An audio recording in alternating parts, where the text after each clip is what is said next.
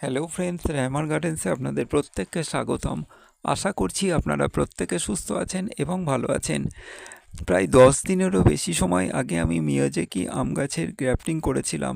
সেটা আমি আপনাদের সঙ্গে ভিডিওটা শেয়ার করেছিলাম এবং 10 দিন পর গাছটা কিভাবে পাতা ছাড়তে শুরু করেছে সেটা আমি আপনাদের সঙ্গে শেয়ার করতে চলেছি।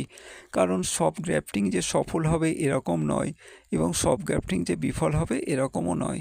সব প্রক্রিয়া যদি ঠিকভাবে আমরা সম্পন্ন করি তা সত্ত্বেও কিন্তু অনেক সময় গ্রাফটিং বিফল হয়। এর পিছনে বেশ কিছু কারণ আছে, সেই আলোচনায় আমি যেতে চাইছি না।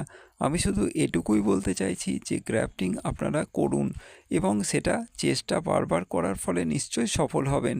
আর একটা কাজ আপনারা করতে পারেন, আম গাছে যে আমরা দেখি যে নার্সারিতে যখন কোনো আম গাছকে গ্রাফটিং করা হয় তার পুরো পাতা কেটে এমনভাবে রাখা হয় যাতে গাছটা গ্রাফটিং যদি সফল না হয় তাহলে কিন্তু মারা যেতে পারে।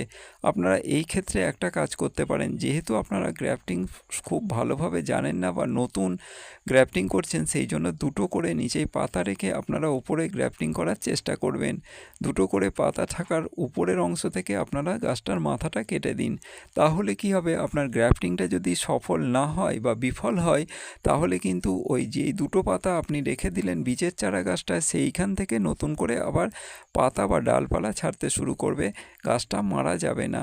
আর যদি আপনারা সব পাতা কেটে ফেলে দেন তাহলে কিন্তু গাছটা মারা যেতে পারে, বাঁচার সম্ভাবনা কিন্তু নেই বললেই চলে। এই জন্য আপনারা এই প্রক্রিয়াটা নিতে পারেন, তাতে আপনার বীজের চারা গাছটাও মারা যাবে না এবং গ্রাফটিং প্রক্রিয়া যদি সফল হয় তাহলেও কিন্তু আপনার কোনো অসুবিধা হবে না। আমি এই মিয়াজাকি আম গাছটাকে কলম করে আপনাদের দেখানোর জন্যে একটু উপরের দিকে ফাঁকা অংশ রেখে দিয়েছিলাম, যাতে আপনারা দেখতে পাচ্ছেন যে এর পাতা ছাড়তে শুরু করে দিয়েছে। আপনারাও চাইলে এরকম গ্রাফটিং প্রসেস বাড়িতে করতে পারেন।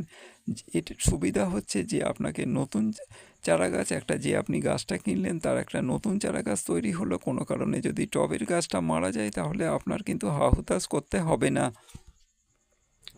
এই রকম একটা বৈশিষ্ট্য আমাদের মধ্যে থাকতে পারে যে আমরা যে মাতৃগাছের কলম থেকে যখন ফল খাবো তার সঙ্গে সঙ্গে এই গ্রাফটিংয়ের কলম থেকেও আমরা পরের বছর ফল খাবো বা সেই বছরেও হতে পারে। এই জন্য বন্ধুরা আপনারা অবশ্যই কলম করুন। এই গ্রাফটিং কিন্তু খুব একটা কঠিন প্রসেস নয়।